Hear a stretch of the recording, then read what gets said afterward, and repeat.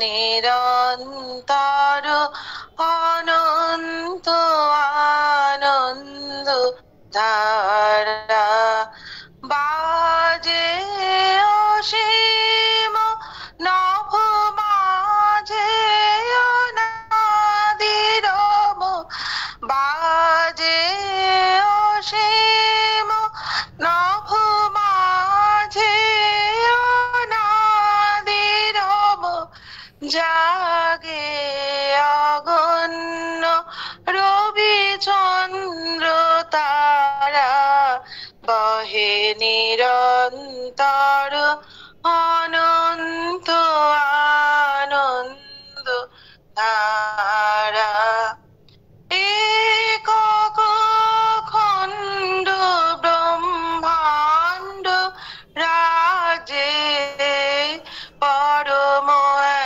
এক সেই রাজ রাজেন্দ্র রাজে একক খণ্ড ব্রহ্মাণ্ড রাজে পরম এক সেই রাজ রাজেন্দ্র রাজে বিস্মিত নিমেষ হত বিষ চরণে বিনত বিস্মিত নিমেষ হত বিষ চরণে বিনত লক্ষ শত ভক্ত চিত বাক্য হারা বহে নিরন্তর অনন্ত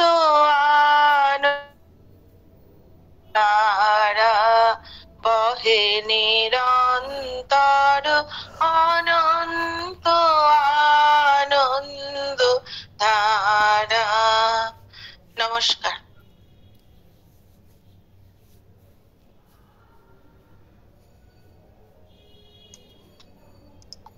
শুরু করবো গৌতম? হ্যাঁ দাদা, শুরু করুন।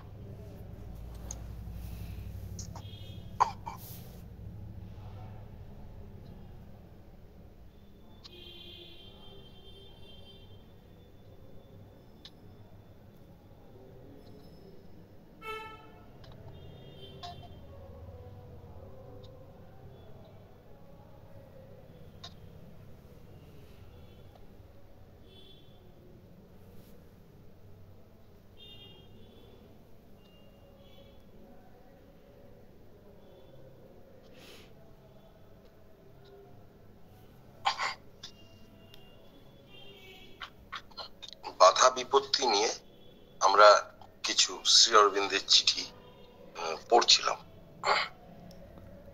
আজকে একটি নতুন চিঠি দিয়ে শুরু করব। এই চিঠিটি পড়ছি। An occasional sinking of the consciousness happens to everybody. প্রথম line, an occasional sinking of the consciousness, চেতনা নেবে যাওয়া, মাঝে মাঝেই চেতনা নেবে যায়। শ্রী অরবিন্দ ভদ্রলোক, তাই আমাদেরকে বলছেন যে ওকেশনাল সিঙ্কিং, মাঝে মাঝে আমাদের চেতনা নেবে যায়। কিন্তু আমরা অ্যাকচুয়ালি জানি যে আমাদের চেতনা বেশিরভাগ সময় নেবে থাকে, মানে ওকেশনালি এটা মাঝে মাঝে ওঠে, ঠিক উল্টোটা আর কি। তো যাই হোক, আমাদের উৎসাহ দেওয়ার জন্য বলছেন অ্যান ওকেশনাল সিঙ্কিং, মাঝে মাঝে এটা সিঙ্ক করে যায়, এটা ডুবে যায়, নেবে যায়। চেতনার যে জায়গাটায় থাকা দরকার সেই জায়গাটায় আমরা থাকতে পারি না। Happens to everybody. এভরিবডি মানে এভরিবডি, তার মানে এটা শ্রী অরবিন্দের ক্ষেত্রেও ঘটেছে। ওকেশনাল সিঙ্কিং সব সময় একভাবে রাখা এ বড় মুশকিলের কাজ। ভারতবর্ষে যে দুটি ধারা, মুনিধারা এবং ঋষি ধারা, এই দুটি ধারার মধ্যে যারা ভীষণভাবে এর মধ্যে ছিলেন বা রয়েছেন, তাদেরও উদাহরণে আমরা এটা দেখি। একটা উদাহরণ দিই, যেমন রবীন্দ্রনাথের যে লেখাগুলি, রবীন্দ্রনাথ বলছেন যে কখনো কখনো ওই ফ্ল্যাশ ওপর থেকে, অর্থাৎ উচ্চ চেতনার যে ঝলক, সেই ঝলক আমার মধ্যে প্রবেশ করে। যখন প্রবেশ করে তখন আমি যে লেখা লিখি, সেই লেখাটা তখনকার লেখা, কিন্তু তারপরে কিন্তু আমি সেই চেতনার মধ্যে কিন্তু রেগুলার যে বাস করতে পারছি তা কিন্তু নয়। এই ঠিক এইভাবে রবীন্দ্রনাথ বলেননি। তিনি যেটা বলছেন যে তখন যিনি এসেছিলেন তিনি আমার মধ্যে নাবিয়া লিখিয়া পিট্টান দিয়াছেন, এখন আর তাকে পাইবার উপায় নেই। তার মানে যে চেতনায় তিনি তখন ছিলেন, যখন ওই লাইনগুলি লিখেছেন, অসামান্য লাইনগুলি লিখেছেন, সেই লাইনগুলি লেখার সময় উচ্চ চেতনায় তিনি ছিলেন, এবং ওইটা থাকার ফলে চেতনার যে স্তরে যখন থাকেন, সেই তিনি যখন লিখছেন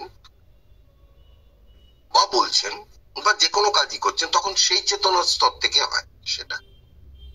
এবার আমরা যেহেতু থাকি না, তাই আমাদের এটা খুব একটা বুঝি না। তবে বুঝি মাঝে মাঝে যে অমুক কাজটা আমার পক্ষে তো সম্ভব না, কিন্তু কি করে যে আমি করে ফেললাম তা ঈশ্বরই জানে। তার মানে আমরা বুঝি না, কিন্তু ওই সময় আমার মধ্যে একটা উচ্চ চেতনার প্রকাশ হয়েছিল, যেটা আমি টের পাইনি, কিন্তু হয়েছিল। তা যদি না হতো তাহলে ওইটা করা আমার পক্ষে সম্ভব হতো না। এটা রবীন্দ্রনাথও স্বীকার করছে। তার মানে রবীন্দ্রনাথ ঋষি, রবীন্দ্রনাথ দ্রষ্টা, রবীন্দ্রনাথ এক অসামান্য আধ্যাত্মিক ব্যক্তিত্ব। তাহলে তিনি সারাক্ষণ কেন ওই চেতনায় থাকতে পারছেন না? আমরা বুদ্ধি দিয়েও এটা বুঝতে পারি। আচ্ছা, রবীন্দ্রনাথের সব লেখা কি মাস্টারপিস? সব লেখা কি অসাধারণ? না। সব কবিতা, সব গান, সবই কি তাই একই লেভেলের? না, সাধারণ লেভেলের বহু কিছু আছে, আবার উচ্চ স্তরের লেখাও বহু কিছু আছে। তার মানে এটার নিয়ম হচ্ছে যে উপর থেকে যে ফ্ল্যাশ নাবে, অর্থাৎ ঊর্ধ্ব চেতনার থেকে যে ঝলকানি, আলোর ঝলকানি, প্রেমের ঝলকানি, জ্ঞানের ঝলকানি, সমস্ত যেটা পাই সেটা ঝলকানি, সেটা স্পার্ক, সেটা সাময়িক।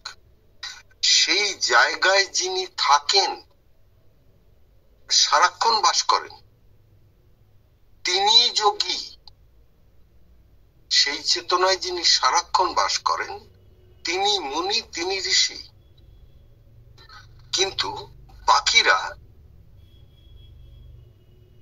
কখনো সেই চেতনায় যান, কিন্তু আবার তার যে সাধারণ চেতনা, নিম্ন চেতনা, এই নিম্ন চেতনাতেই আবার ফিরে আসেন।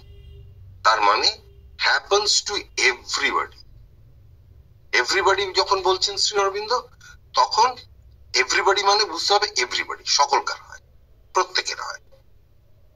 যখন মা ট্রান্সে যান, যখন মা একজনকে দেখে তার ভিতরের সমস্ত কিছু বলে দিতে পারেন, সেটা মায়ের একটা রূপ। আবার এই মা, যিনি জগৎ জননী, যিনি বিশ্বগত, যিনি বিশ্বতীর্ণ, পরম পূর্ণা, যার দেহে অতিমানব শক্তি স্থায়ীভাবে নেমে এসেছে, সেই মা আবার যখন দুর্যোগ হয়েছে, ঝড় ঝঞ্ঝা ইত্যাদিতে সমস্ত ফার্ম হাউস গুলোতে সব একেবারে ধ্বংস হয়ে গেছে, গাছপালা ইত্যাদি সমস্ত কিছু, সবজি টুবজি সব নষ্ট হয়ে গেছে, সেই মা দুমনকে বলছেন, দুমন, কাল আমি আমার সন্তানদের কি খেতে দেবো? দুমন বলছেন যে মায়ের এই যে কথাটা, তখন মায়ের ওই রূপ প্রকাশ পাচ্ছে না। যে রূপটা প্রকাশ পাচ্ছে সেটা হচ্ছে একজন অতি সাধারণ মায়ের, এক পরিবারের মা, যিনি ব্যথিত, দুঃখিত, আর ভাবছেন যে কালকে কি করে আমি চালাবো, আমার সন্তানদের মুখে কালকে আমি কি তুলে দেবো। অর্থাৎ তিনি বেশ মানে বিচলিত একজন মা, এটা হচ্ছে ওই চেতনায় আসা। হয়তো মায়ের ক্ষেত্রে বা এইরকম মানুষজনের ক্ষেত্রে এটা সাময়িক, খুব অল্প সময়, বাকি সময়টা সেই উচ্চ চেতনায় বাস। আমাদের ক্ষেত্রে ঠিক উল্টো, আমাদের ক্ষেত্রে এইটাই সাধারণ, মাঝে মাঝে কখনো হয়তোবা উচ্চ চেতনায় গেলেও কখনো যেতে পারে। The causes are various. এবার কেন এটা হয়, আমরা কেন সব সময় থাকতে পারছি না? এমন নয় যে আমরা চেষ্টা করছি না, এমন নয় যে আমাদের ইচ্ছা নেই। কেউ বলবেন যে না আমি চাই না, নিম্ন চেতনায় থাকতে চাই, আমি উচ্চ চেতনায় যেতে চাই না, না কেউ বলবেন না। কিন্তু তাহলে এটা কেন হচ্ছে না, কেন আমরা পাচ্ছি না? কজেস আর ভেরিয়াস, বিভিন্ন কারণ আছে। এক একজনের ক্ষেত্রে এক এক রকম কারণ, সবার ক্ষেত্রে কারণটা কিন্তু একরকম নাও হতে পারে। কিরকম? যেমন সাম টাচ ফ্রম আউটসাইড, বাইরের থেকে কোনো স্পর্শ।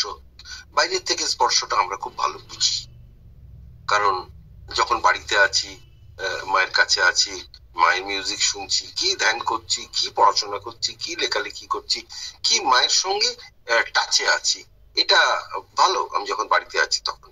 কিন্তু যেই বাইরে বেরোলাম তখন আমার কানে বিভিন্ন রকমের কথাবার্তা, মানুষ বিভিন্ন জন বিভিন্ন রকমের কথাবার্তা বলছেন, সেগুলো আমার কানে ঢুকছে। এবং প্রত্যেকটা কথা, প্রত্যেকটি মানুষের জেস্চার, তাদের যে অঙ্গভঙ্গি, তাদের হাঁটা চলা, কথা বলা, ঘাড় ঘোরানো, সমস্ত তাদের বেশভূষা, তাদের বাইরে তাদের ঝগড়া করা, তাদের নিজেদের মধ্যে কথাবার্তা বলা, গাড়ি থামানো, গাড়িতে ওঠা, এভরিথিং এভরিথিং এভরিথিং, সমস্ত কিছু, এইটা সমস্তটা টাচ ফ্রম আউটসাইড। পঞ্চ ইন্দ্রিয় দিয়ে আমরা যা যা গ্রহণ করতে পারি সমস্তটা টাচ ফ্রম আউটসাইড। বাইরের থেকে ওই স্পর্শগুলি আমার মধ্যে ঢুকছে। একটা জায়গায় যেতে যেতে আমরা বাড়ি থেকে বেরিয়ে 5 পা হাঁটতে হাঁটতেই যে কথাগুলি কানে এলো, দুজন যে আলোচনা করছে সেই আলোচনায় আমার মন ঢুকে যাচ্ছে। কষ্ট করে যদি বা বেরিয়ে আসি, আরো খানিকক্ষণ যেতে যেতে আরো আলোচনা, আরো দেখা, সেই দিক থেকে আমাদের চিন্তা এক থেকে আরেক, আরেক থেকে আরেক, আরেক থেকে আরেক, এরকম ভাবে আস্তে আস্তে দেখা গেল যে আমি ওই লেভেলে, একদম ওই লেভেলে নেমে গেছি। আমার যে উচ্চ চেতনার মধ্যে বাড়িতে ছিলাম সেটা নয়। তার মানে টাচ ফ্রম আউটসাইড। এই, এবং শুধু তাই না, আরো আছে। এই বলবেন কারো, আমার হয়তো তার সাথে, যেমন ধরুন এখান থেকে বেরিয়ে স্টেশনে গেলাম, টিকিট কাউন্টারে টাকাটা দিয়ে বললাম যে আমাকে একটা অমুক জায়গায় টিকিট দিন। সে যখন টিকিটটা দিলেন তিনি, তখন তার গায়ে হাতের সঙ্গে আমার হাতটা জাস্ট একটুখানি স্পর্শ করলো, বা যাবার সময় উল্টো দিক থেকে একজন আসছিলেন, হয়তো কাঁধে একটু ঠেকা লাগলো। এই সমস্ত স্পর্শগুলিতে স্পন্দনের আদান প্রদান ঘটছে, আমরা জানতেও পারছি না। পরিবেশের, যখন ট্রেনে গিয়ে উঠলাম তখন সব ক্ষিপ্ত গরমে ক্ষিপ্ত মানুষজন একে অপরের সঙ্গে ঝগড়া করছেন, হয়তো জায়গা নিয়ে করছেন, পা লেগে যাওয়া নিয়ে করছেন, আপনি একটু সরে দাঁড়ান নিয়ে করছেন। এই সমস্ত কিছু, এই যে পরিবেশ, এই যে উত্তপ্ত হয়ে উঠছে পরিবেশ, হতাশার পরিবেশ, নিরাশার পরিবেশ, একজন মানুষ হতাশগ্রস্ত হয়ে রয়েছেন, তার সাথে আমাকে কথা বলতে হচ্ছে, ওই সমস্ত টাচ ফ্রম আউটসাইড। এই বাইরের থেকে এই স্পর্শগুলো আমি নিচ্ছি বলে আমার চেতনা নামছে। সামথিং নট ইয়েট চেঞ্জড, আমার ভেতরে একটা কিছু এখনো পর্যন্ত পরিবর্তিত হয়নি। এবার তিনি বলছেন সামথিং, আমরা বলছি মেনি থিংস। অনেক কিছুই আমাদের মধ্যে পরিবর্তন হয়নি। পরিবর্তন হয়নি বলে আমরা ওইগুলো নিয়ে ফেলছি। আমরা নিজেরা বুঝতে পারবো যে আমার পরিবর্তন হচ্ছে। কি করে বুঝতে পারবো?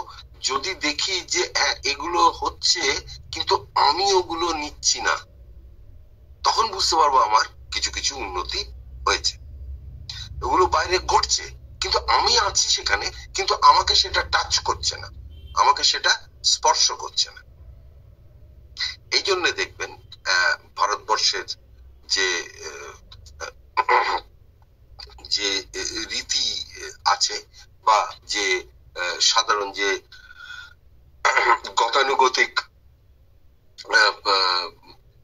গতানুগতিক ধারার যে ইয়েগুলো আছে, যে সাধন পদ্ধতি অনেক ক্ষেত্রেই আছে, অনেকে দেখবেন সেখানে আপনি গিয়ে যদি বলেন আমি একটু আপনাকে প্রণাম করবো পা ছুঁয়ে, না, তুমি দূর থেকে নমস্কার করো, তাতে দেহ ছুঁতে দেন না। তার বহু কারণ আছে। বা কোনো ক্ষেত্রে সবার সঙ্গে দেখা করেন না, কোনো ক্ষেত্রে কারোর সাথে কথা বলেন না। একটা সময় ছিল যখন নিরোদ্ধা এত মিশুকে মানুষ, খুব গান গল্প করতে ভালোবাসতেন, এত কথা বলতে মানে বলতেন টলতেন। এক সময় নিরোদ্ধা একটা স্টেজ ছিল নিরোদ্ধা, যখন নিরোদ্ধা কারোর সাথে কথা বলতেন, একদম নিজেকে একদম গুটিয়ে নিয়েছিলেন। না, একটু নিরোদ্ধার সঙ্গে দেখা করো না, উনি এখন কারোর সাথে দেখা করছেন না। এটা দীর্ঘদিন চলেছিল। আবার একটা সময় এলো যখন নিরোদ্ধা দেখা করলেন। এখন এর কারণ কি? কারণ তিনিই জানেন। কিন্তু হতে পারে এটা যে তিনি এটা বুঝতে পারছেন যে এই যে আমি বাইরের থেকে মানুষজন আসছে, তাদের সাথে কথা বলছি, হয়তো মায়ের কথাই বলছি, শ্রী অরবিন্দের কথাই বলছি, এই বিষয়ে নিশ্চয়ই নিরোদ্ধা সিনেমা নিয়ে গল্প করবেন না, কিন্তু এই যে কথাগুলো বলছি টলছি, এতেও কিন্তু আমার ভাইব্রেশন, স্পন্দন, কি কথা বলছি এটা বড় কথা না।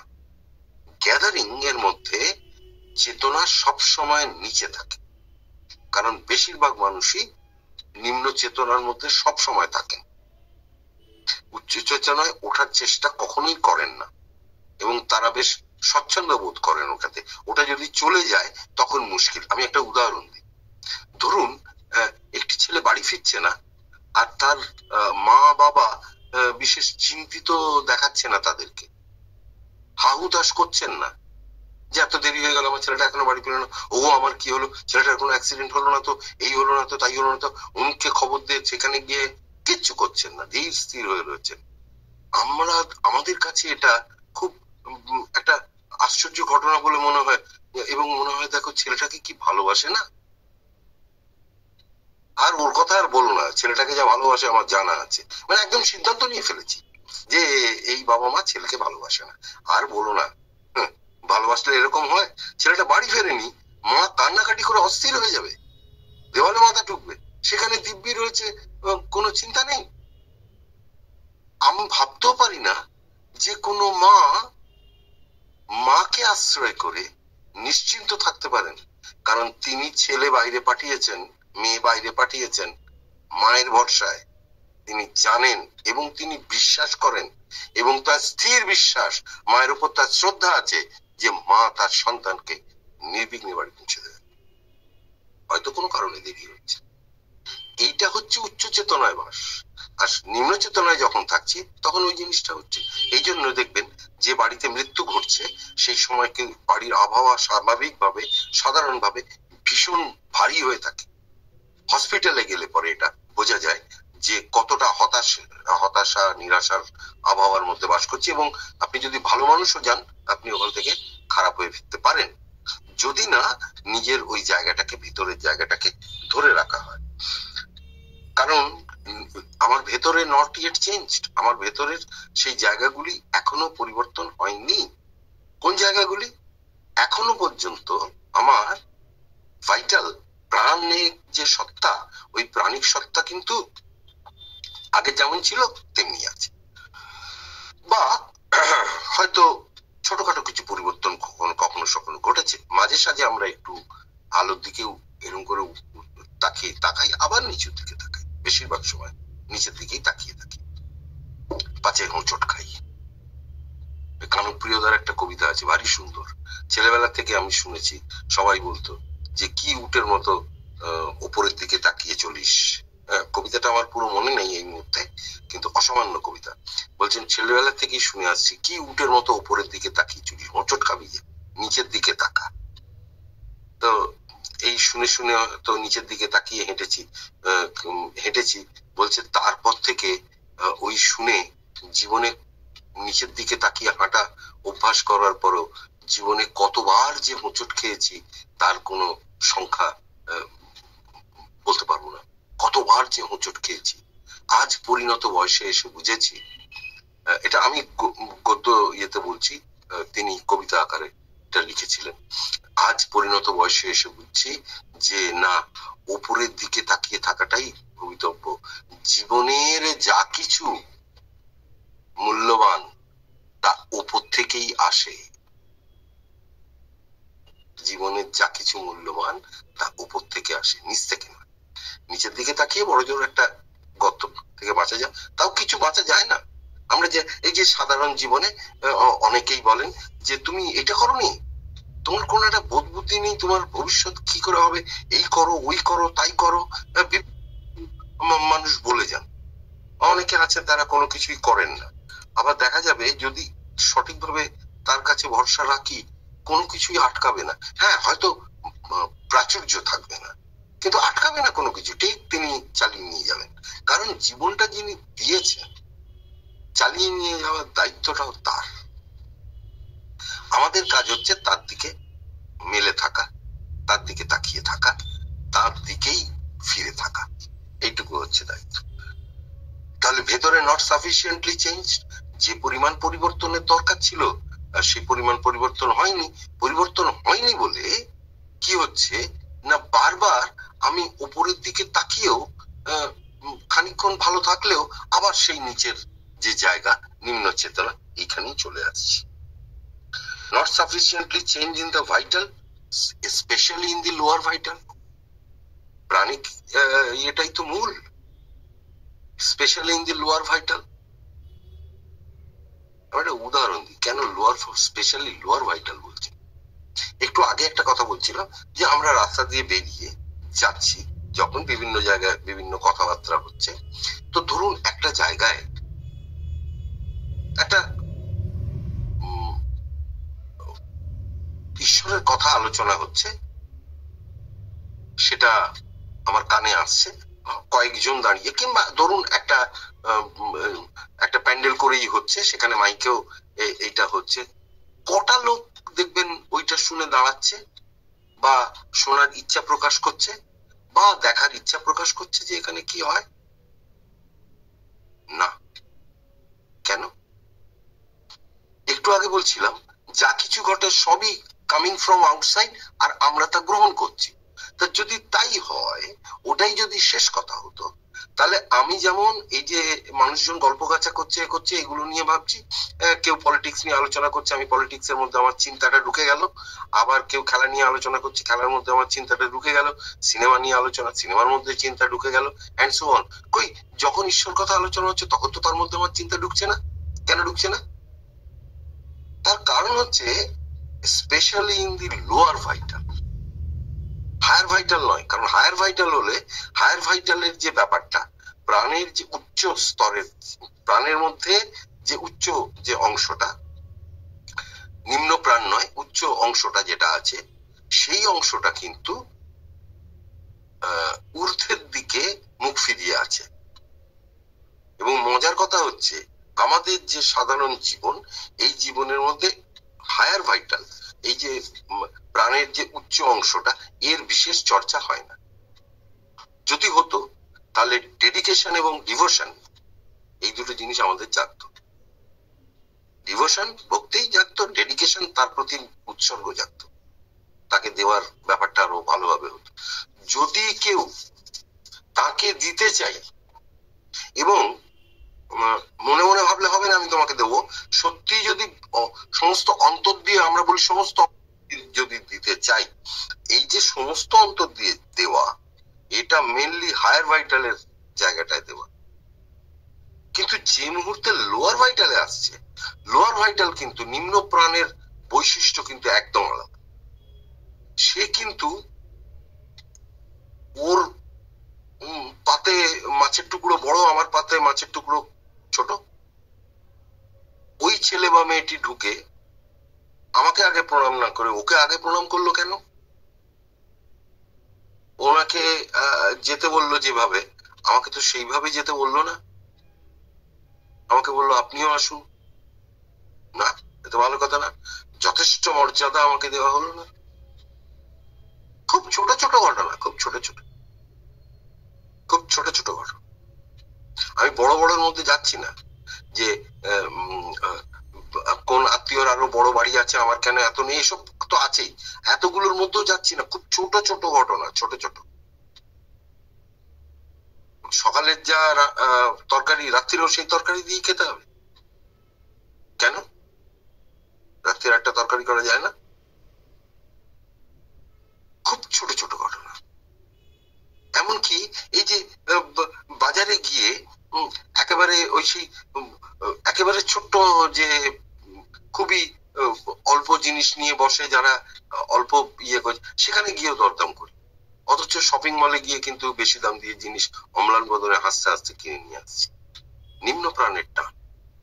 শপিং মলে ঢুকলেই যা প্রয়োজন নেই সব কিনতে ইচ্ছে করছে, নিম্ন প্রাণের টান। এই যে ছোট ছোট লোয়ার ভাইটাল, একে অপরকে হিংসা করা, অন্যের ক্ষতি হোক এটা চাওয়া, যেমন নিজের ছেলে ভালোভাবে পাশ করলে ভালো লাগে, কিন্তু অন্য ছেলেটি খারাপ রেজাল্ট করলে আরো ভালো লাগে। এগুলো সব নিম্ন প্রাণের টান এবং নিম্ন প্রাণে বিলং করে এটা, specially in the lower vital. এগুলো নট সাফিসিয়েন্টলি চেঞ্জড, এগুলো পরিবর্তন হয়নি। এই ক্ষেত্র যদি পরিবর্তিত ক্ষেত্র যদি প্রস্তুত না হয়, তাহলে আমি কি করে আশা করব যে আমার মধ্যে ওই উচ্চ চেতনা থাকবে? থাকতে পারে না। হয়তো কখনো কখনো আসবে, যখন চৈত্র সত্তা সাংঘাতিক ভাবে বেড়ে উঠছে, তখন হয়তো একটু আধটু আসবে। বাদ বাকি ওকেশনাল রাইজিং এন্ড সিঙ্কিং, বাকিটা সিঙ্কিং অফ কনসিয়াসনেস, ওর মধ্যেই আমি রয়েছি, ওর মধ্যেই আমি আমার চলছে ওই রকম ভাবেই। Some inertia or obscurity rising up from the physical parts of the nature. Some inertia, জড়ত্ব। জড়ত্ব সাংঘাতিক জিনিস। জড়ত্ব মানে ওই যে আমি নড়ছি না, আমি এক জায়গায় বসে আছি, নড়ছি না, এটাই তো জড়ত্ব। বলতে তো এইটাই বোঝায়, একই জায়গায় অবস্থান। আমাদের ঠিক তাই, অর্থাৎ আমি যে জায়গায় আছি আমি ওই জায়গাতেই থাকবো। একে যদি ইংরেজিতে ভাষার প্রয়োগ করে, রিলাক্টেন্ট টু চেঞ্জ, পরিবর্তনে ভীষণ অনীহা, ভীষণ অনীহা। একবার যদি একটা রাস্তায় ঢুকে যাই, আর যদি সিচুয়েশন, পরিস্থিতি ডিমান্ড করে, পরিস্থিতি চায় যেন আমি পরিবর্তিত হই। এখন যখনই কেউ আধ্যাত্মিক জগতে প্রবেশ করবে, তখন অধ্যাত্ম প্রথম যেটা ডিমান্ড করে, প্রথম যেটা আধ্যাত্মের দাবি, সেটা হচ্ছে তোমার ওয়ে অফ লিভিং, জীবনের যে যেভাবে এতদিন তুমি চলেছ, ওয়ে অফ থিঙ্কিং, যেভাবে তুমি চিন্তা করেছ, সমস্ত কিছু তোমার বদলাতে হবে, চেঞ্জ করতে হবে। কারণ না বদলালে, যখন বদলাবে তখন ওই নিম্ন থেকে ঊর্ধ্বে তুমি আসতে পারবে। যেমন যদি এইরকম চিন্তা আমার মধ্যে থাকে যে না, আমি আমার ছেলেটি ভালো রেজাল্ট করেছে, আমি সেটা নিয়ে আনন্দে থাকি, অমুকের ছেলেটার রেজাল্টটা খারাপ হয়েছে, এটা খুব কাম্য নয়। রেজাল্টটা খারাপ না হলেই হতো, মনে হয় পড়াশোনা করেনি, বা তাকে জানানো যে তুই পড়াশোনাটা করলি না ভালো করি, মানে তাকে যদি কিছু সাহায্য করা যায়, সেটা একরকম। আমাদের যে রীতিনীতি নিম্ন প্রাণের, এটা বোঝা যাবে কোনটা নিম্ন প্রাণের কোনটা উচ্চস্তর। আমাদের যে নিম্ন প্রাণের টান, সেটা তো ওইটাই খুশি হয় যে তার খারাপ হয়েছে। এবং এই যে খুশি হওয়া, এই চিন্তার এই যে স্বাভাবিক ধারা, এবং কেউ কিন্তু এতে কিছু বলবে না, কারণ সবাই হয়, সবারই হয়, এটা সবারই হয়। এটা এমন নয় যে আমার হচ্ছে আরেকজনের হচ্ছে না। সে তাকে যদি আমি বলি যে বেশ হয়েছে,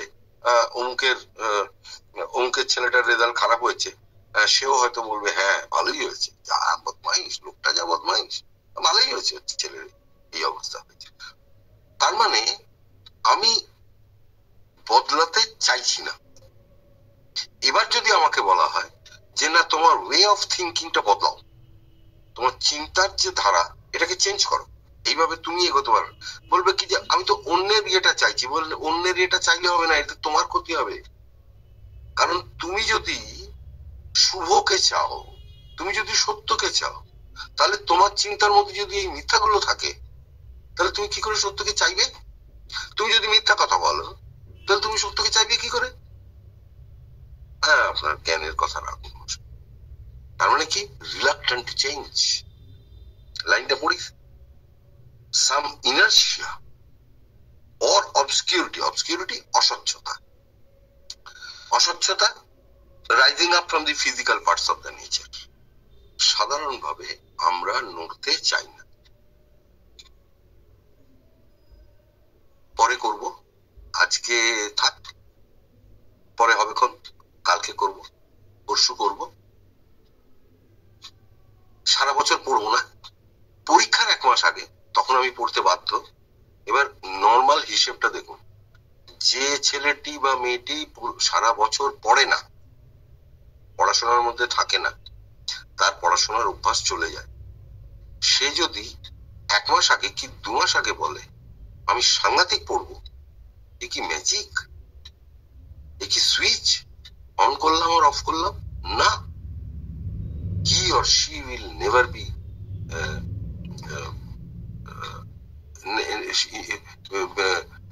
তারা কখনোই কনসেন্ট্রেট করতে পারবে না, হুট করে অ্যাটেনশন আনতে পারবে না। কারণ ওটা একটা পদ্ধতি, ওটা একটা প্র্যাকটিস।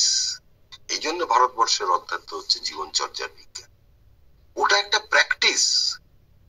ওটা যদি আমি, ওই প্র্যাকটিসটা যদি আমি না চালিয়ে যাই, একটা ক্ষেত্রে যদি আমি মনে করি দূর আজকে থাক কাল হবে, তাহলে কিন্তু আরেকটা ক্ষেত্র আজকে থাক কাল হবে। আমি একটা উদাহরণ দিই। ধরুন আপনাকে সেন্টারে বা বাড়িতে বা যে কোনো জায়গায় আপনাকে একটা ডিউটি দেওয়া আছে যে আপনি সন্ধ্যেবেলা এসে এটা করবেন বা সকালবেলা এসে এটা করবেন, এরকম একটা ডিউটি দেওয়া আছে। আপনি মনে করলেন বেশ শীত শীত পড়েছে, আজকে আর গরম খুব একটা নেই, রাতে ভালো ঘুম হয় না, আজকে একটু ঘুমোই, ও হবে কোন, হ্যাঁ অন্য কেউ করে দেবে বা আমি হবে কোন। এটা যদি একদিন ভাবেন, ভেবে না যান বা কাজটা না করেন, পরের দিন ওই পরিস্থিতি যদি নাও থাকে, তখন আপনার মনে হবে যাবো না, তখনও মনে হবে যাবো না। এই জন্য নিয়ম হচ্ছে যদি করতেই হয় ওটা জোর করে করতে হয়, ওটা জোর করে করতে হয়। আমরা অনেক সময়, হ্যাঁ আমাদের শরীর খারাপ হয়, আমাদের অপারগ হই, আমরা অনেক, সেগুলো আছে, অস্বীকার করার ইচ্ছে নেই, কিন্তু আমার ইচ্ছেটা, আমি যদি অপারগ হই, আমি একটা কোথাও গেলাম, রাত্রে ফিরতেই পারিনি সেখান থেকে, তাহলে আমি সকালে কি করে ওখানে পৌঁছবো? না, সেটা অপারগ। তার মানে এটা নয় যে আমার যাওয়ার ইচ্ছেটা নেই, কিন্তু প্রথম ক্ষেত্রে যে উদাহরণটা দিলাম ওটাতে আমার যাওয়ার ইচ্ছেটাই নেই, কারণ আজকে আমি একটু ঘুমোবো। Physical part of the nature, আমার সত্তার যে একেবারে যে স্থূল অংশটি, একবারে দেহগত যে ব্যাপারটা, সেখান থেকেও আমাদের এই জড়ত্বটা আসে। কিন্তু মজা দেখি, মজাটা অন্য জায়গায়। সেটা হচ্ছে যে যদি কাজ থাকে তখন আমি তাকে যাবো না বলছি, কিন্তু যদি এক বন্ধু এসে বলে যে চল অমুক জায়গায় যাচ্ছি, অমুক অমুক এসছে, বসিয়ে জোর আড্ডা হবে, অমুক হবে তমুক হবে, চল জিনিসপত্র নিয়ে যাই, খাওয়া দাওয়া হবে, এ হবে তা হবে, তখন কিন্তু আমি দিব্যি হাসতে হাসতে উঠে চলে যাবো। তখন আর এটা ভাববো না যে বৃষ্টি পড়ছে কি গরম কি ঠান্ডা, কিছু ভাববো, তখন কিন্তু আমি চলে যাচ্ছি। কেন? কারণ আমার নিম্ন প্রাণ ওইটা চাইছে, আমার নিম্ন প্রাণ এইটা চাইছে না। এই অ্যানালিসিসটা তো আমাকেই করতে হবে, আমারটা আমাকেই করতে হবে, আরেকজনটা তিনি করবেন। Some part obscurity rising up from the physical, এটাকে অবসকিউরিটি বলছেন, কারণ আমি যে যাব না বা যাওয়ার আমার মানে আমি তাহলে তো কাজটা নাই বলে দিতে পারতাম যে না আমি এই কাজটা করবো না, কিন্তু এটা অস্বচ্ছতা। মাঝে মাঝে এই জিনিসগুলো কুচিয়ে কুচিয়ে উঠছে, জড়ত্ব আসছে, হবে কালকে হবে, ভালো করে কাজটা কর, ও থাক ছাড়ো তো, কোন রকমে যা হোক করে দিলেই হলো। নো, এখানে সেটা চলে না। যদি জীবনটাকে পূর্ণ করতে হয় তাহলে সমস্ত কাজের মধ্যেই ওই পূর্ণতাকে আনার চেষ্টা করতে হবে। চেষ্টা করলেই কালকে পারবো না, কিন্তু চেষ্টা না করলে কোনোদিনও পারবো না। এটা হচ্ছে মজা। চিন্তা ভাবনার বদল যদি করতে হয় তাহলে প্রত্যেকটা ক্ষেত্রেই চিন্তা ভাবনার বদল করার চেষ্টা করতে হয়। চেষ্টা করলেই কালকে পারবো তা নয়। 5 বছরে হয়তো কিছু পারবো, 30 বছরে আরো কিছু পারবো। আর আমি যদি খানিকটা এগিয়ে যাই বাকিটা তিনি পারাবেন। কিন্তু বেসিক্যালি মূলত আমার যে ইচ্ছা, আমার যে পরিবর্তনের উৎসাহ, এইটা আমার দিক থেকেই আসতে হবে। এটা আসতে হবে। ছোট ছোট জিনিস দিয়ে শুরু করি, না হলে কিন্তু এই জিনিসগুলো হবে। when it comes, এবারে প্রশ্ন হচ্ছে কি করতে হবে। এগুলো তো আসেই, আমাদের সবসময় আসে, সবার আসে। কেউ যদি বলে আসে না, সে মিথ্যা কথা বলে, সে মিথ্যা কথা বলে, একদম মিথ্যা কথা বলে। এবং পূর্ণতার পাঠ দিতে দিতে, পূর্ণতা নিয়ে থাকতে থাকতে মানুষ বহু অপূর্ণ কাজ করে এবং অন্যকে পরামর্শ দেয় প্রয়োজনে করতে হবে সেই কাজ। তাহলে তাই যদি হয় তাহলে তো বড় মুশকিলের কথা, কারণ এগুলো তো আসছে আমাকেই তো অ্যানালিসিস করে বুঝতে হবে যে এটা আসছে। when it comes, remain quiet, স্থির থাকো। বুঝতে হবে আমার মধ্যে এগুলো আসছে, ওই সময় আমাকে ঠান্ডা থাকতে হবে। কেন ঠান্ডা থাকতে হবে?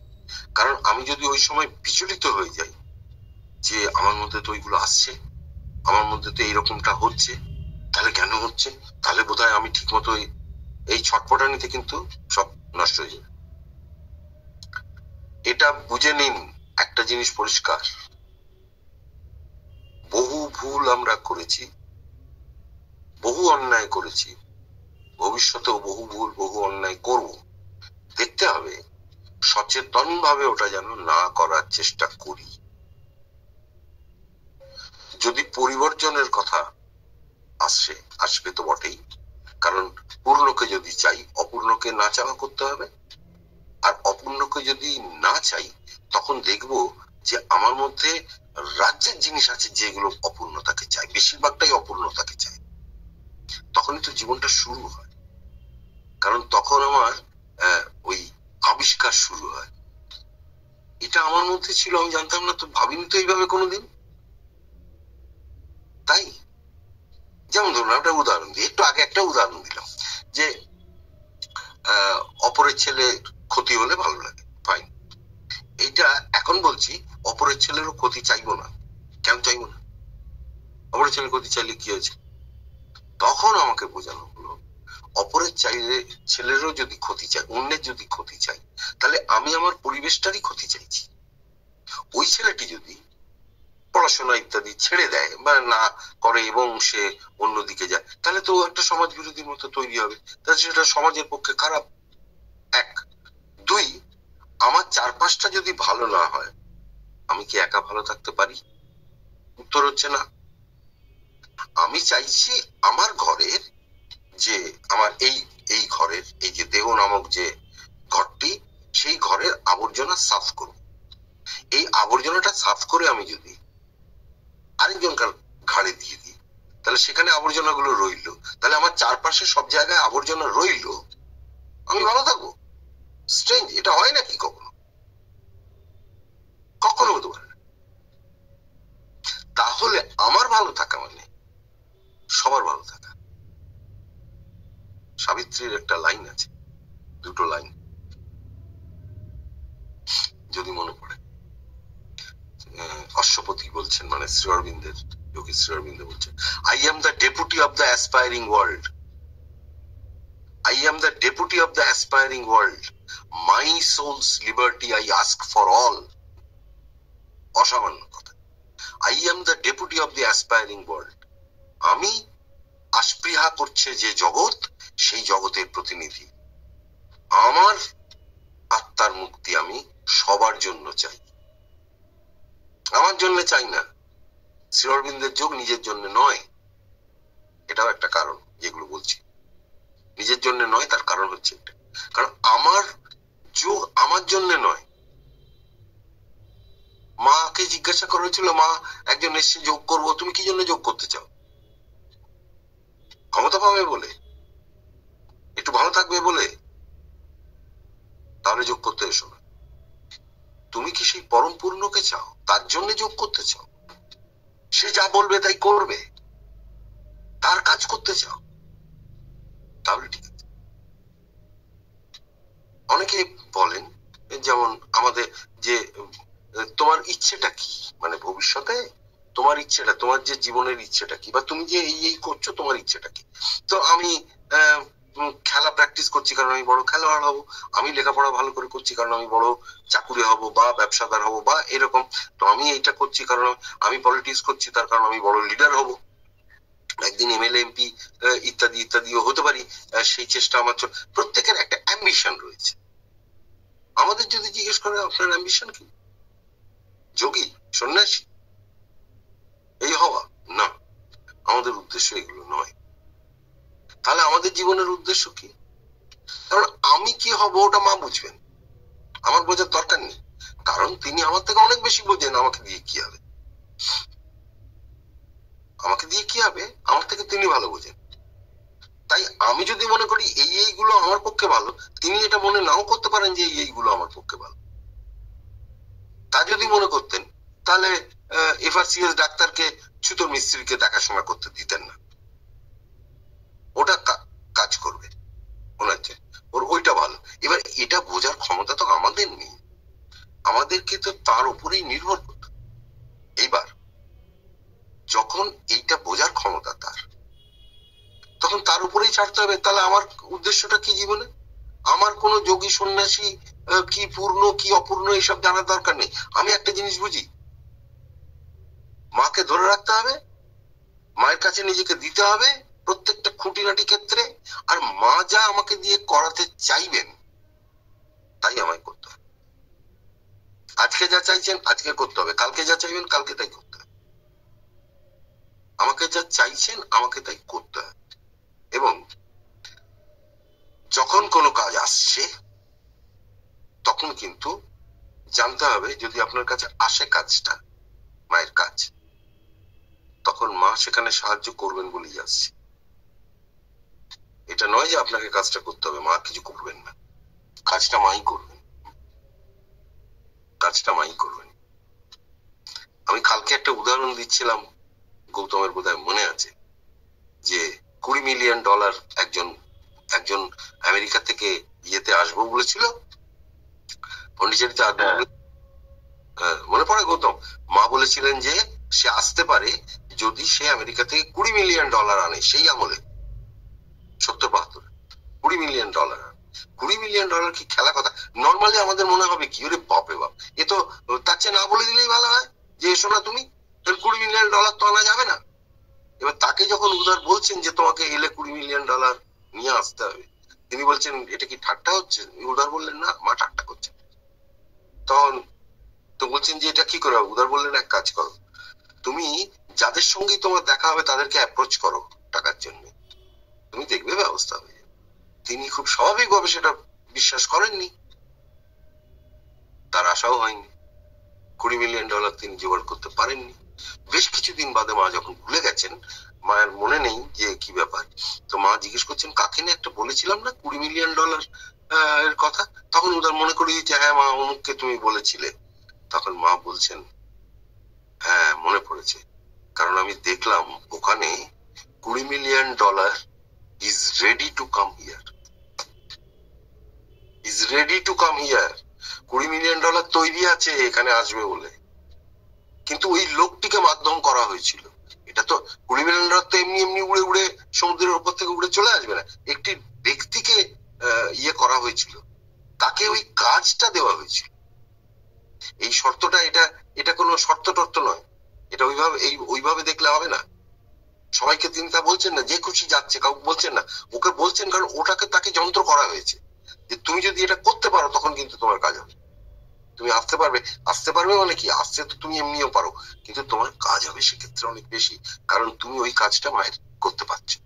আর অদ্ভুত ভাবে যখন একটা আমার পক্ষে আপাত অসম্ভব কাজ বলে যেটাকে আমি মনে করছি, সেটা যখন আমি করে ফেলতে পারবো, তখন একটা সাংঘাতিক একটা অগ্রগতি, সাংঘাতিক একটা অগ্রগতি। যতটা অগ্রগতি হয় ততটা অগ্রগতি আর কিচ্ছুতে হয় না। এই জন্য শ্রী অরবিন্দ আশ্রমের নিয়ম হচ্ছে তুমি আর কিছু করো না করো, তোমাকে কাজ করতে হবে।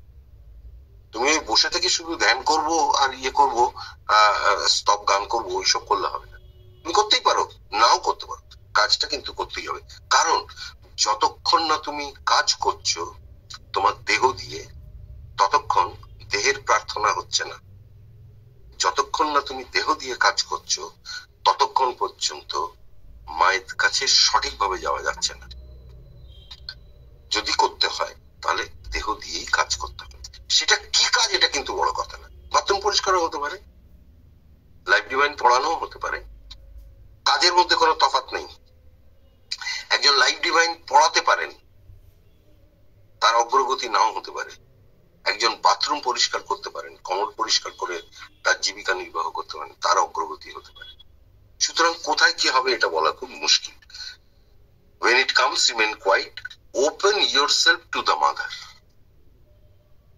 মা, আমার কিন্তু এগুলো হচ্ছে, আমার এগুলো আসছে, নিজেকে মায়ের দিকে খুলে ধর। খুলে ধরাটা কি? খুলে ধরাটা বোঝানো খুব মুশকিল। খুলে ধরাটা বলা যেতে পারে যে ওই ফুলের কুঁড়িটা যেমন আস্তে আস্তে আস্তে আস্তে ফোটে, তেমনি অন্তরটা মায়ের দিকে খুলে ধরা, ফুটে ওঠা। যখন এটা ঘটছে তখন কিন্তু ব্যক্তি যিনি ওপেন করছেন নিজেকে, তখন আমার সমস্তটা কিন্তু তাকে দেওয়ার চেষ্টা হচ্ছে। যখন হচ্ছে তিনি সেটা গ্রহণ করছেন। এবং আমাকে দিয়ে কি করাবেন, কতটা কাজ হবে, কি করতে হবে, সব তিনি ব্যবস্থা করবেন, সব ব্যবস্থা করবেন। আমার ওইটা নিয়ে কিন্তু কিছু ভাবতে হবে, ওটা নিয়েও ভাবতে হবে না। আর আরেকজন যে একই রকম কাজ, আমার কাজ আরেকজনও করছে, সে কিভাবে কি করছে বা কতটা করছে, এও আমার মাথা ব্যথা না। Open yourself to the mother and call back the true conditions. সঠিক যে শর্তগুলি, সঠিক যে অবস্থা, এখানে শর্ত নয় অবস্থা, সঠিক যে অবস্থা, কোন অবস্থাটা? চৈত্য অধিষ্ঠান। আমার দেহ কাজ করবে, আমার প্রাণ কাজ করবে, আমার মন কাজ করবে, কিন্তু এরা তিনজনেই কাজ করবে চৈত্য সত্তার অধীনে। সাধারণ জীবন মানে এই তিনজনের মতো করে কাজ করে। ক্ল্যাশ, ঝামেলা বাঁধে, গন্ডগোল বাঁধে, প্রতি মুহূর্তে তারা তিনজনেই একসাথে মিছিল করছে। যে মিছিলটার দাবি সবচেয়ে বেশি বড় হয়, যে যত জোরে চেঁচিয়ে বলতে পারে, সেই মুহূর্তে তার দাবিটাই থাকে। আর চৈত্য সত্তার কাজ, তিনি চুপ করে বসে থাকেন, কাউকে চাপ দেন না, জোর করেন না, কিচ্ছু করেন, কোনো চাপাচাপি জোরাজুরি নেই, অপেক্ষা করে বসে থাকে। ঠিক সময় মতো যখন আমি তার কাছে যাব, চৈত্য সত্তার কাছে, তখন তিনি বলবেন কি করতে হবে। সেটা শোনার জন্য আমাকে সাধনাই করতে হবে, তাছাড়া বোঝা যাবে না আমার চৈত্য সত্তা কি চাইছে। চৈত্য সত্তা যা চাইছে সেটাই মায়ের কথা। আর এই যে ঝঞ্ঝাট ঝামেলা চলছে, মন প্রাণ দেহ ইত্যাদি, এরা এদের মতো লাফালাফি করছে, এটা সাধারণ জীবন। যখন কেউ ওই জায়গাটা উঠতে চাইছে, তার মানে চেতনার ঊর্ধ্ব স্তরে, উচ্চ চেতনায় যখন উঠতে চাইছে, তখন চৈত্যতেই অধিষ্ঠান করতে হবে। সেটাই হচ্ছে বলছেন, call back the true condition and aspire for a clear and undisturbed discrimination. Aspire for a clear, একটা স্বচ্ছ ধারণার জন্য আস্পিয়া করো, and undisturbed discrimination, এমন একটা দেখার দৃষ্টিভঙ্গি, এমন একটা বাছবিচার থাকবে যেটা আনডিস্টার্বড। এটা একটা উদাহরণ দিই, এটা বলতে কি বোঝাচ্ছে। যেমন ধরুন, আমরা খুব সহজ উদাহরণ, একটা জায়গায় গেলে বেরিয়ে ভাবি যে অটোয় উঠবো নাকি, আচ্ছা বাসে উঠবো না ট্রেনে যাব, নাকি না ট্যাক্সি ডাকতে হবে, কি করতে হবে কিছু বুঝতে পারি না। ওদিকে যদি জ্যাম হয়, ওদিকটা এই সময় জ্যাম হয়, এদিকে যদি এই হয়, ট্রেন যদি ঠিক মতো না চলে, ইত্যাদি ইত্যাদি। আমাদের কোনো সবসময় একটা ডিসক্রিমিনেশন আমি করছি, একটা ভাব আমি আনছি, একটা দিকে যাওয়ার চেষ্টা করছি, মন আবার একটা কন্ট্রাডিক্টরি একটা কিছু বলছে, সুতরাং আমি ডিসিশন নিতে পারছি না। অ্যাসপায়ার ফর ক্লিয়ার, কারণ কোনোটাই স্বচ্ছ ধারণা নয়, ক্লিয়ার, স্বচ্ছ এবং আনডিস্টার্ব ডিসক্রিমিনেশন, যেটাতে আর কোনো সন্দেহাতীত, যেখানে কেউ বিরক্ত করছে। কারণ যখন বুঝলাম যে আমার ওই জাতীয় যে চিন্তা ভাবনা গুলো, যে অমুকের ছেলের কি হচ্ছে না হচ্ছে ইত্যাদি, এগুলো আমার দেখার দরকার নেই, কারণ বরং তার ভালো হোক, আমি পারলে কাউকে সাহায্য করব, কারোর ক্ষতি করার চাইবো না। এইটা আনডিস্টার্ব ডিসক্রিমিনেশন, এইটা চৈত্যের পছন্দ। যখনই পজিটিভ কিছু হয়, যখনই সত্যের দিকে এগিয়ে যাওয়া হয়, আর সেটা ডিভাইনের, দিব্যের খুব পছন্দ। সেই জন্য আনডিস্টার্ব ডিসক্রিমিনেশন দিকে আশক্রিয়া করতে হবে। এখন আমার হচ্ছে না, কিন্তু আমি চাইবো যাতে এটা হয়। শোয়িং ইউ ফ্রম উইদিন, তোমাকে যেন ভেতর থেকে দেখিয়ে দেওয়া হয়, yourself the cause of the thing that needs to be set right. তখন যেন ভেতর থেকে দেখিয়ে দেওয়া হয় the cause of the thing, কেন আমার এরকম হচ্ছে। আমি তো এত চেষ্টা করছি, কিন্তু তবু কেন এরকম হচ্ছে। বারবার আমি চেষ্টা করছি, বারবার ফেল করছি, কিন্তু কেন হচ্ছে এরকম, তুমি আমাকে দেখিয়ে দাও। এইটা বললেই যে কালকে দেখতে পাবো তা না, কারণ আমার মন বলছে বটে, বা বলা ভালো, মনের একটা অংশ বলছে বটে, বাকি অংশ চাইছে না। আর প্রাণ সে কখনো চাইছে, কারণ এটা হলেই তার মুশকিল। তাহলে তার ডমিনেশন, তার আধিপত্য সে তো তাহলে রাখতে পারবে না। আমি যদি শুভ চিন্তা করতে আরম্ভ করি, তাহলে সে তার ডমিনেশন রাখবে কি করে। সুতরাং আমার হাতে যেন থাকে লাগামটা, এটা সে সবসময় চাইবে। আর যেমন চলছে তেমনটা চলুক, এটাও চাইবে, কারণ এতে আমি বেশ আছি, এতে আমি বেশ আছি। এইসব রাক্ষসগুলোকে আমরা আমাদের এই দেহের নামক যে বাড়িটি, সেই বাড়িতে আশ্রয় দিয়ে রেখেছি। এখন যদি বলি যে না, আমি আর তোমাদেরকে থাকতে দেব, তাহলে তো তারা কি করবে বুঝতেই পারছেন, তেড়ে উল্টো আসবে। আমরা এতদিন ধরে রয়েছি তোমার বাড়িতে, এতদিন তো তুমি এই কথা বলনি। আমরা ওই যেমন ওই ইয়ে থেকে হওয়ার টাকা তুলে দিলে বলে না, যে আমরা এতদিন ধরে রয়েছি, আমাদেরকে এইভাবে তোলা যাবে না, পুনর্বাসন দিতে হবে। এরাও তাই বলে যে আমরা তোমার সত্তাকে অধিকার করে এতদিন রয়েছি, আমাকে পুনর্বাসন দিতে হবে, আমাকে তো তোলা যাবে না। আমাকে তুলে তুমি কোথায় রাখছো, বলে কোথাও রাখছি টাকছি না, তুমি বেরো আমার বাড়ি থেকে। কি বেরিয়ে যাবো? তাই আবার হয় নাকি? শতগুণে বেশি অ্যাটাক করবে। এটা যদি করে, যখন একজন চাইছেন যে আমি অসৎ থেকে সতের দিকে যাব, তখন নিশ্চিতভাবে সমগ্র সত্তা একজোট হয়ে, অর্থাৎ এই যে যারা আমার বাড়িতে জবরদখল করেছিল, এদের তো থাকার কথা না নর্মালি। এই আমার যে বাড়ি, এই বাড়ির মালিক আমার চৈত্য সত্তা। চৈত্য সত্তা মালিক বলবো না, চৈত্য সত্তা ট্রাস্টি, মালিক তো তিনি, সেই পরম পূর্ণ। তিনি এখানে রয়েছে, একটি ছোট্ট ঘরে রয়েছে, এখানে তার নাম চৈত্য সত্তা। তিনি পূর্ণের প্রতিনিধি, তার সঙ্গে পূর্ণের সরাসরি যোগাযোগ, হটলাইন, কোনো এক্সচেঞ্জের মাধ্যমে যায় না, ডায়াল টিপলেই সঙ্গে সঙ্গে তার সঙ্গে যোগাযোগ। কোনো পুরোহিত লাগে না, কোনো ব্রাহ্মণ লাগে না, কিচ্ছু না, ডায়াল করলেই তিনি, অর্থাৎ আমারই ভেতরে রয়েছেন তিনি বসে।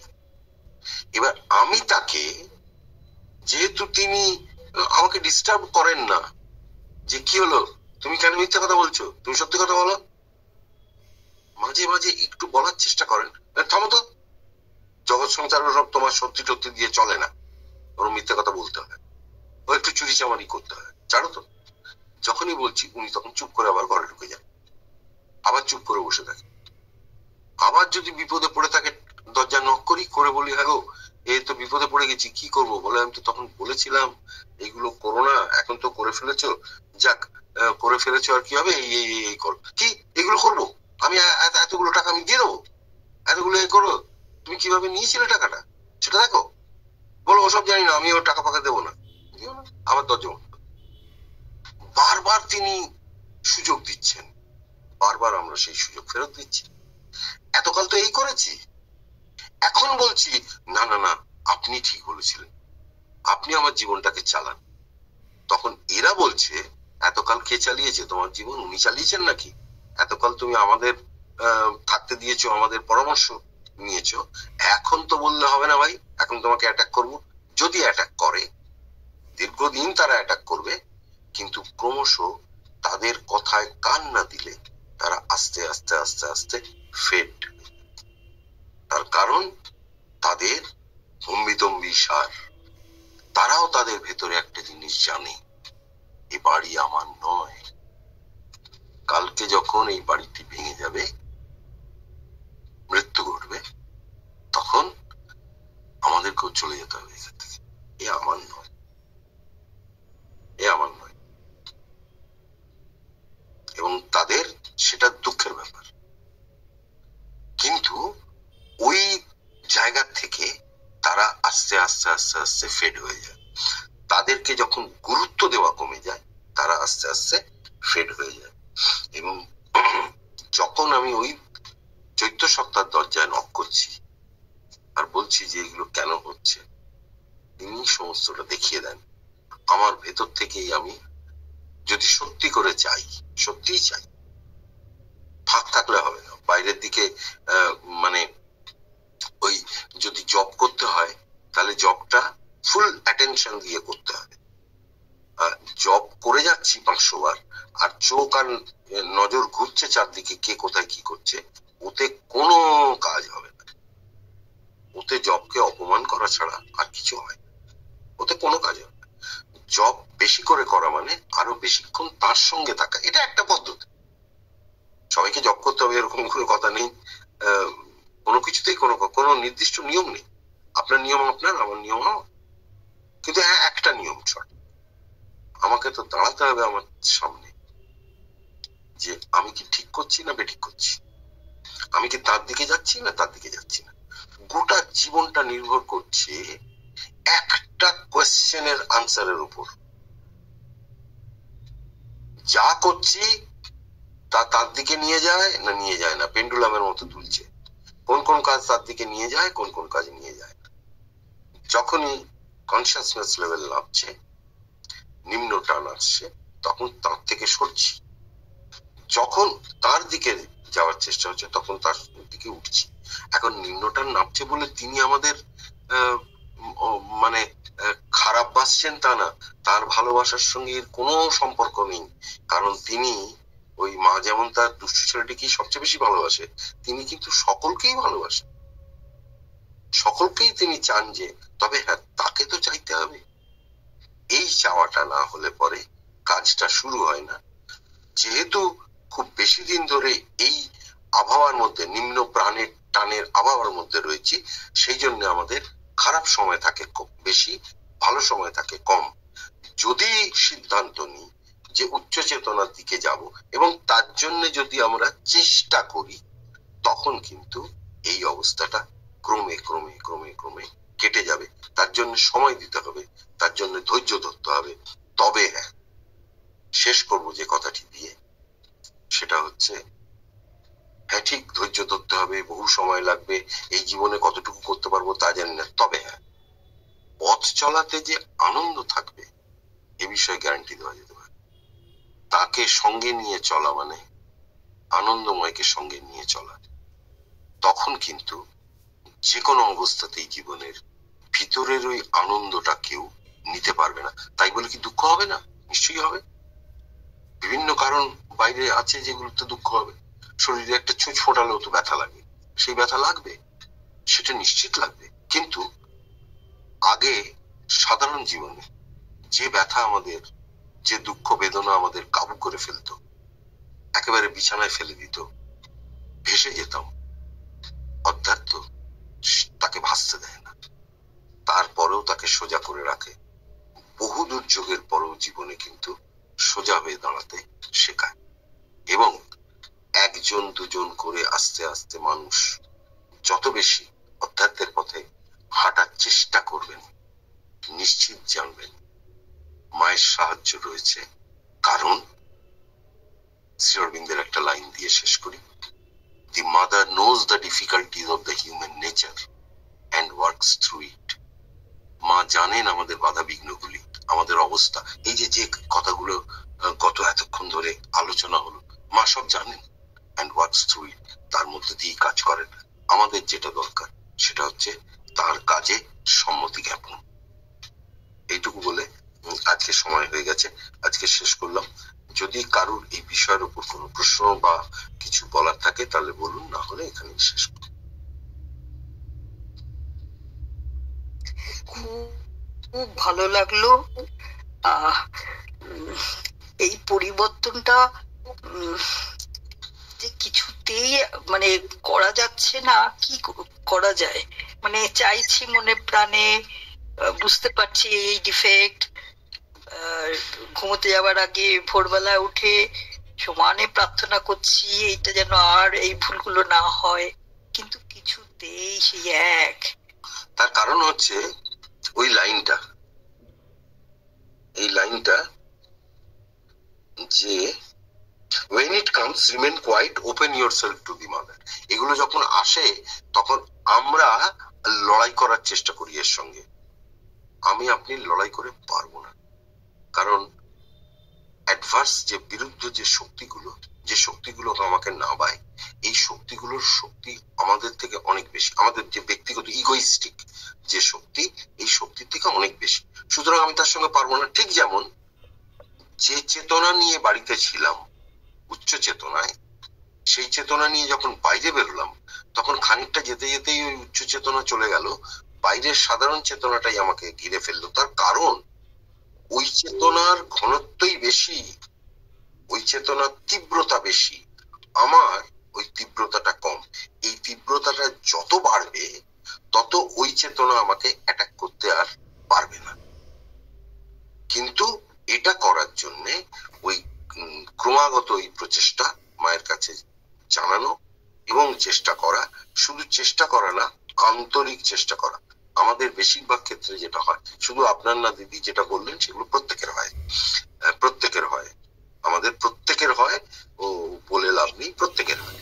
কিন্তু ও মাকে সবই জানাই টানাই, তারপরে আবার করি না, করি তখন পারছি না, তুমি ভেতরে এসে তুমি করে দাও, তুমি করাও। মা দেখবেন, নিশ্চিত দেখবেন, সব করবেন। কিন্তু না হলে বুঝতে হবে আমার সিনসিয়ারিটির অভাব রয়েছে। খুব পরিষ্কার কথা, যদি আমি সিনসিয়ার হই তাহলে মা নিশ্চিত সেটা করে দেবে। কিন্তু আমার হ্যাঁ, বছরের পর বছর, বহু বছর আরো যেতে পারে। সিনসিয়ারিটির অভাব হচ্ছে, প্রত্যেকেরই হয়। কেন সিনসিয়ারিটির অভাব হচ্ছে? মন হয়তো চাইছে, প্রাণের অংশ চাইছে না। সেই জায়গাটাকে আমি কিছুতেই কায়দা করতে চাইছি না, পারছি না বলবো না, আমি চাইছি না। লক্ষ্য কর, যদি আরো একটু গভীরে ডিসক্রিমিনেশনে যান, দেখবেন যে যে জায়গাগুলো যাচ্ছে না সেগুলো কিন্তু আমার মধ্যে কোথাও একটা অংশ আছে, আমি খুব চাইছি না যে সেটা চলে যাক, আমি খুব চাইছি না। একটা উদাহরণ দিই, অতি মানুষ নেবে এলে, মা বলেছিলেন অতি মানুষ নেবে এলে তখন আর এই দেহটেহর প্রয়োজন পড়বে না, স্বচ্ছ দেহ ইত্যাদি ইত্যাদি এসব মা বলেছিলেন। সব প্রশ্ন করে তো অতি মানুষ নিয়ে, যদিও আমরা বুঝি না, খাই না, মাথায় দেয়, কিন্তু আমরা প্রশ্ন করেছি। তখন মা এইসব কথা বলছেন, এইবারে বলে তখন বলছেন তখন আর খাওয়া দাওয়ার মানে এই যে আমরা সকাল থেকে রাত্রির অব্দি খাওয়া নিয়ে এত কিছু চলছে, এই সবের আর বিশেষ প্রয়োজন পড়বে না। তখন একজন বলছে তাহলে আমরা যে ভালো ভালো জিনিসগুলো খাই তার কি হবে? তার মানে আমি অতি মানুষ চাই, সব ঠিক আছে, আমি এগোতে চাই, সব ঠিক আছে, কিন্তু ভালো ভালো জিনিসগুলো যেগুলো খাই তার কি হবে? ওগুলো তো আমি চাই, আমার একটা অংশ চায় ওগুলো থাকুক, ওই লোভটা থাকুক, ওটা আমি খাবো, ওইটা থাকুক, ওইটা চায়।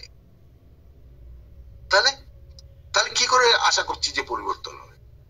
আমার মধ্যে অনেক কিছুই আমরা চাই যে বলে বটে যে তুমি করে দাও, আমাদের ভাবটা এরকম যে তুমি যদি জোর করে করে দাও দেবে, আমি কিন্তু খুব একটা চেষ্টা করছি না। এটা হচ্ছে আমি বলি না আমরা, কিন্তু ভাবটা অনেকটা এরকম যে এটা এটা ও থাকে ওরকম মানুষের, ও কিছু না, এরকম একটা ব্যাপার আর কি। অনেক বেশিরভাগ আমরা বাসনাকে তুলতে গেলে অহংকে মানে ভুলতে হবে। অহং তো এইটাই, অহং তো আলাদা কিছু নয়, অহং তো এইটাই। অহং আর অহংকে ছাড়া ওরকম ভাবে যায় না।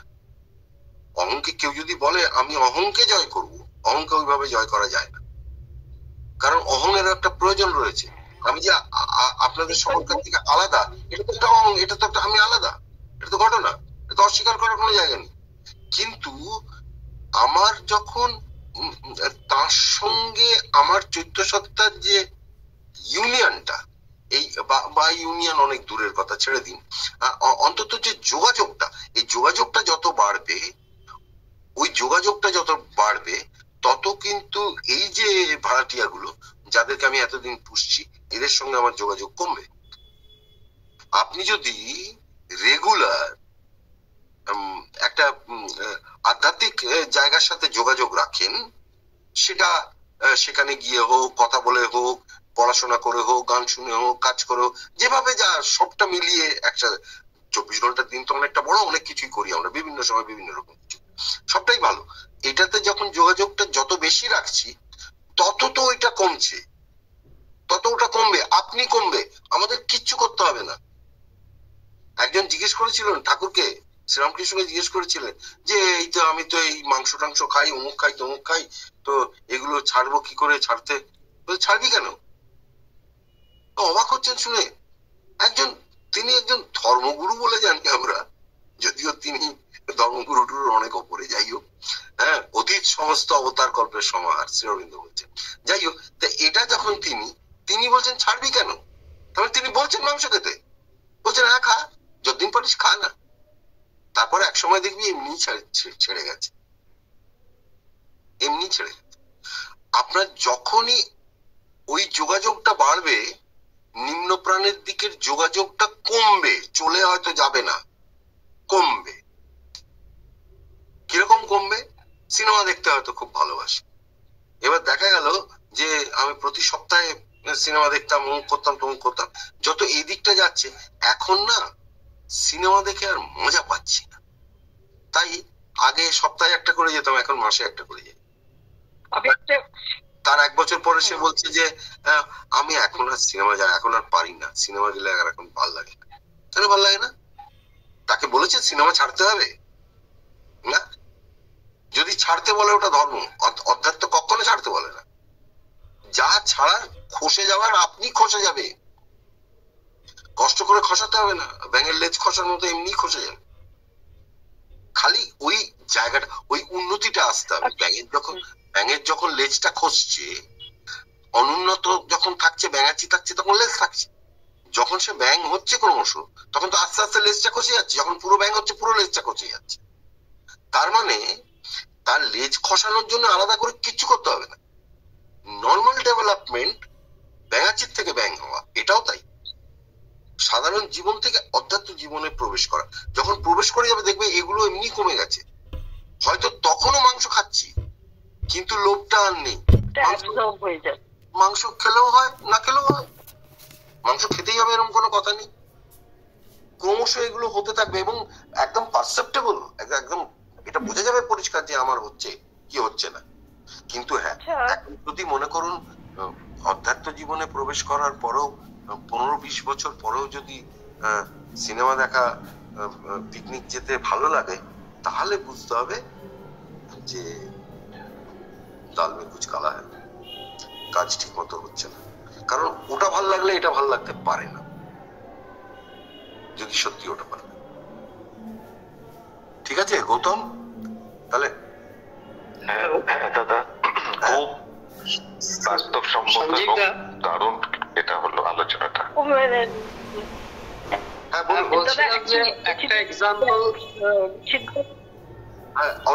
অরূপবাবু একটু দাঁড়ান, বলুন। আরে যেমন হ্যাঁ বলুন।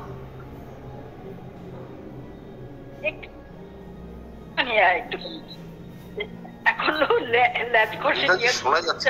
বলছি ধরুন সেরকম বাজে কোনো খারাপ কি বলবো, যেমন ধরুন আমি একটা এক্সাম্পল, আচ্ছা আমি একটা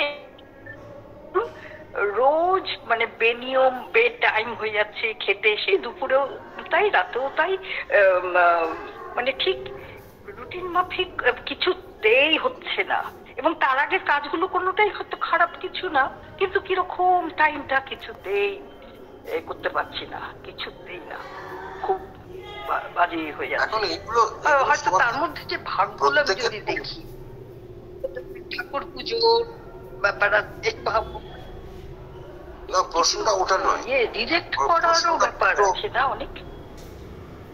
প্রশ্নটা পুজো আচ্ছার নয়, প্রশ্নটা আমি কতক্ষণ পুজো করছি সেটাও নয়, কতক্ষণ ধ্যান করছি সেটাও নয়, আদৌ করছি কিনা সেটাও নয়। কারণ লক্ষ্য করেছেন আশ্রমে কিন্তু কোনোটাই বাধ্যতামূলক নয়, কাজ করা আর ফিজিক্যাল এক্সারসাইজ ছাড়া আর কিছু বাধ্যতামূলক নয় আশ্রম। সুতরাং কেউ সমাধিতে গিয়ে প্রণাম করেন না মাসের পর মাস, তাও হতে পারে, সেটা কথা না। এবার প্রশ্নটা হচ্ছে, প্রশ্নটা ভালো মন্দের নয়, ভালো বা মন্দ আমাদের মস্তিষ্কের ব্যাপার, অধ্যাত্মের সঙ্গে ভালো মন্দের কোনো সম্পর্ক নেই। যদি থাকতো তাহলে শ্রীরামকৃষ্ণ উচ্ছিষ্ট খাবার খেতেন না। এটা এটা দেখানোর জন্য পৃথিবীকে যে কোনো প্রভেদ নেই, যেটা উচ্ছিষ্ট আমাদের হিসেবে সেটা মনের তৈরি একটা ব্যাপার, আর যেটা তিনি করছেন সেটা তার একাত্ম হয়ে যাওয়ার পরে যেটা ঘটছে সেই ব্যাপার। সুতরাং ভালো মন্দের ব্যাপার না। হ্যাঁ, রুটিনটা যেটা বলছেন, রুটিনটা অবশ্য না, প্রত্যেকের তার একটা নিজস্ব রুটিন থাকে, সেই অনুযায়ী একটা ক্লক থাকে। অনেকের প্রয়োজনে একটু অধিক রাত পর্যন্ত জাগতে হয়, অনেকে ভোরবেলা ওঠেন, অনেকে দেরিতে ওঠেন, কাজটা তার মতো করে গুছিয়ে নিতে হয়। প্রত্যেকের জিনিস গোছানোটাও কিন্তু তার মতো। শ্রী অরবিন্দের টেবিলটা অনেক কিছু থাকতো, বিভিন্ন জিনিস, কিন্তু দেখে মনে হবে যে খুব একটা অগোছালো ব্যাপার, মোটেই তা না। কিন্তু শ্রী অরবিন্দ সমস্তটা জানতেন, কোথায় কি আছে, কিরকম কি আছে না আছে, এবং ওই টেবিলে কাউকে হাত দিতে দিতেন না। একমাত্র মা পরিষ্কার করতেন ওই টেবিল, এমন ভাবে করতেন সমস্ত জায়গায় তিনি একদম জায়গায় থাকতেন।